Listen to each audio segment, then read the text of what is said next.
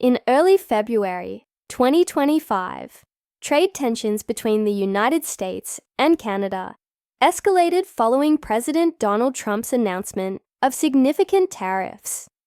Citing concerns over illegal immigration and the influx of fentanyl into the US, Trump declared a 25% tariff on all Canadian imports, with a reduced 10% tariff specifically on Canadian energy products. These measures were set to take effect on February 4, 2025. In response, Canadian Prime Minister Justin Trudeau announced retaliatory tariffs, imposing a 25% duty on $30 billion worth of US goods starting February 4th, with plans to extend these tariffs to an additional $125 billion of US goods after a 21-day public consultation. The targeted products include American beer, wine, bourbon, fruits, fruit juices, clothing, sports equipment, and household appliances. Following discussions between Trump and Trudeau, an agreement was reached to delay the implementation of these tariffs for 30 days.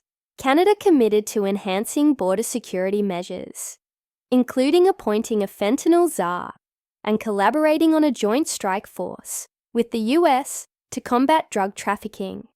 These concessions, some of which had been previously announced, led to mixed reactions within Canada. Despite the temporary pause, concerns persist about the potential economic impact of the proposed tariffs. Economists warn that such measures could increase consumer prices, disrupt supply chains, and strain the long-standing trade relationship between the US and Canada. The situation remains fluid, with both nations engaging in negotiations to find a more permanent resolution before the new deadline. Recent developments indicate that Canada is adjusting its oil export strategies in response to evolving trade dynamics with the United States and increasing demand from Asian markets, particularly China. Canada's oil industry, particularly pipeline operator Trans Mountain, anticipates increased interest in its pipeline system, especially if these US tariffs are implemented. The Trans Mountain pipeline, which can transport up to 890,000 barrels per day from Alberta to Canada's Pacific coast, has been operating at approximately 80% capacity. The company expects that the tariffs will lead to a rise in shipments to Asia, particularly China, as exporters seek alternative markets. The Trans Mountain pipeline expansion, which began operations in May 2024, has tripled the flow of crude oil from Alberta to Canada's Pacific coast, reaching a capacity of 890,000 barrels per day. This expansion provides Canadian producers with greater access to Asian markets, reducing reliance on the US. In recent months, major refiners in China, Japan, South Korea, and Brunei have purchased cargoes from the expanded pipeline. For instance, in September 2024, Chinese private refiner Rongsheng Petrochemical secured multiple cargoes of Canadian crude. Canada's strategic pivot toward Asia is driven by several factors: market diversification, reducing dependence on the US market mitigates risks associated with trade disputes and tariff impositions; demand alignment. Asian countries, particularly China, have a growing demand for heavy crude oil, which aligns well with Canada's export offerings. Economic benefits. Accessing high-demand markets in Asia presents opportunities for Canadian producers to achieve better pricing and expand their customer base.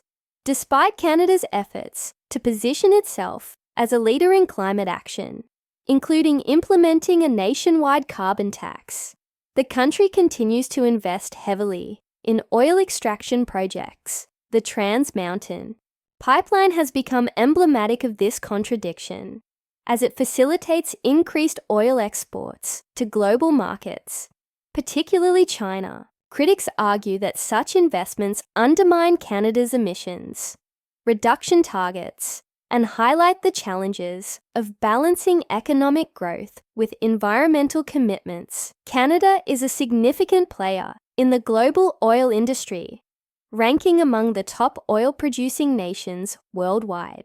Here's a detailed comparison of Canada's oil production relative to other leading countries. As of 2023, United States, 12.91 million barrels per day, 22% of global production. Saudi Arabia, 11.13 million barrels per day, 11%. Russia, 10.75 million barrels per day, 11%. Canada, 5.76 million barrels per day, 6%. China, 5.26 million barrels per day, 5%. Collectively, these top 5 countries account for over half of the world's total oil production. Canada's oil production has seen significant growth over the past decades. In 2019, the country produced an average of 4.7 million barrels per day, with 64% derived from unconventional oil sands. By 2023, production increased to approximately 5.76 million barrels per day, solidifying Canada's position as the 4th largest oil producer globally.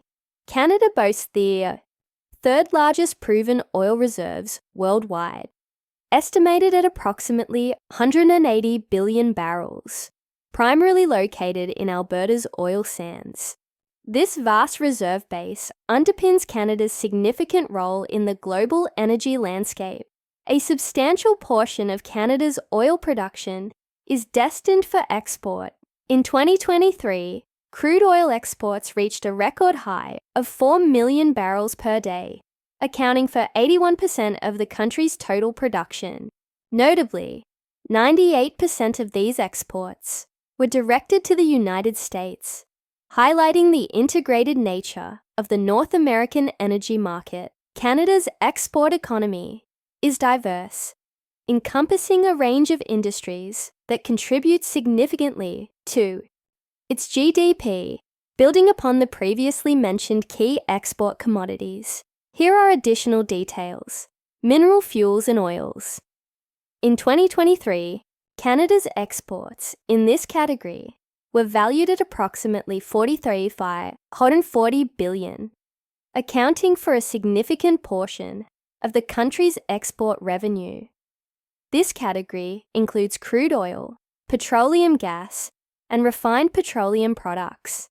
The United States remains the primary destination for these exports, underscoring the integrated nature of the North American energy market. Vehicles. The automotive sector is a major contributor to Canada's exports, with vehicles accounting for about $63.68 billion in export revenue in 2023. This includes passenger cars, SUVs, and light trucks. The majority of these vehicles are manufactured in Ontario and Quebec, with a significant portion exported to the United States. Machinery, including nuclear reactors and boilers. Machinery exports, encompassing a wide range of industrial and technological equipment, contributed approximately $42.46 billion, with exports valued at around $16.1 billion in 2023. This category covers a broad range of products, from telecommunications equipment to electronic components used in various applications. Key export destinations include the United States and Mexico, facilitated by trade agreements like the Canada-United States-Mexico Agreement, CUSMA. Canada and China have developed a significant trade relationship over the past few decades, with China emerging as Canada's second-largest trading partner after the United States. This relationship encompasses a wide array of goods and services, reflecting the economic interdependence between the two nations. In 2022, bilateral trade between Canada and China reached substantial figures. Canada exported goods worth approximately $25.4 billion to China, while imports from China stood at about $62.1 billion, resulting in a trade deficit of $36.7 billion for Canada. In 2023, Canada's exports to China were valued at approximately $2.6 billion, with key commodities contributing significantly to this trade. Here's a detailed breakdown of these primary export categories. Oilseeds and oleaginous fruits, $3.184 billion. This category, dominated by canola, experienced remarkable growth of 75.21% year-over-year. The surge can be attributed to increased demand following the lifting of COVID-19 restrictions in China and the normalization of market access for Canadian producers. Notably, in the first quarter of 2023, canola exports reached $1.27 billion, marking a 331.65% increase compared to the same period in the previous year. Ores, slag, and ash, $3.158 billion, and this segment includes various metal ores, with iron and copper being significant contributors. Iron ore exports to China totaled $2.5 billion, 15.58% year-over-year growth in copper exports amounted to $1.6 billion, representing a 13.57% increase. These metals are essential for China's industrial activities, driving consistent demand, mineral fuels, and oils. $2.40 billion coal is a primary component of this category. In 2023, Canadian coal exports to China were valued at $3.04 billion, though this represented a 12.93% decline from the previous year. The decrease is partly due to China's renewed coal trade with Australia, which intensified competition. Pulp of wood and related materials, $230 billion chemical wood pulp. Exports reached $2.21 billion in 2023, experiencing a modest growth of 1.98% year-over-year. This steady demand underscores China's need for raw materials in its paper and packaging industries. Cereals, $1.49 billion. Cereals, including wheat and barley, have seen increased exports to China, driven by the country's evolving food consumption patterns and the need to supplement domestic production. Between 2019 and 2023, cereal exports from Canada to China grew at an annual rate of 19%. In 2022, Canada's imports from China reached a record high of approximately 100 billion CAD, marking a 16% increase from the previous year. This surge underscores the deepening economic ties between the two nations. Key import commodities Canada's imports from China encompass a diverse range of products. In 2022, the primary import categories included consumer goods, valued at 31 billion CAD, covering a broad spectrum of products, including household items, clothing, and personal care products, electronic and electrical equipment. Imports in this sector were worth 28 billion CAD, highlighting China's role as a major supplier of electronics to Canada. These figures illustrate the significant role that consumer goods and electronics play in Canada's import portfolio from China, reflecting strong demand in the Canadian market.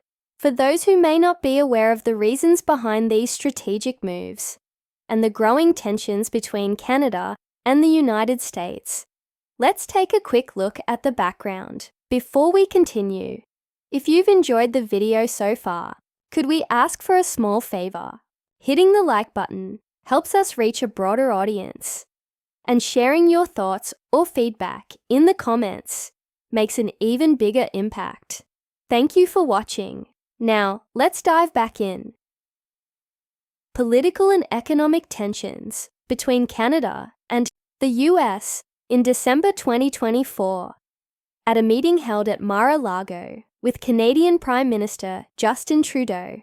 Then President-elect Donald Trump proposed that if impending US tariffs harmed Canada's economy, the nation might consider joining as the 51st state of the United States. He even referred to Trudeau as Governor Justin Trudeau of the great state of Canada, and showed eagerness to continue discussions regarding tariffs and trade. In early 2025, disagreements between Canada and the United States intensified after a series of statements and policy proposals from US President Donald Trump. At the core of the debate were Trump's suggestions that Canada should contemplate statehood as the 51st US state, and his administration's enforcement of hefty tariffs on Canadian products. During a press conference at Mar-a-Lago on January 7, 2025, when asked if Canadian Prime Minister Justin Trudeau could offer any solution to avoid the looming tariffs, Trump replied, "What I'd like to see is Canada become our 51st state." Further reinforcing this viewpoint, he posted on his social media platform, Truth Social, stating, "We pay hundreds of billions of dollars to subsidize Canada. Why? There is no reason. We don't need anything they have. We have unlimited energy, should make our own cars, and have more lumber than we can ever use. Without this massive subsidy, Canada ceases to exist as a viable country." Harsh but true. Therefore, Canada should become our cherished 51st state. Much lower taxes and far better military protection for the people of Canada, and no tariffs. In addition to these comments, President Trump made several other statements that further strained US-Canada relations. In January 2025, he remarked, "They don't essentially have a military. They have a very small military. And we're spending hundreds of billions a year to protect Canada." Moreover, Trump criticized Canada for its alleged restrictions on US banks, questioning, "What's that all about?" These statements coincided with his administration's decision to impose a 25% tariff on Canadian goods, with a reduced 10% tariff on energy exports. The US government defended these tariffs as necessary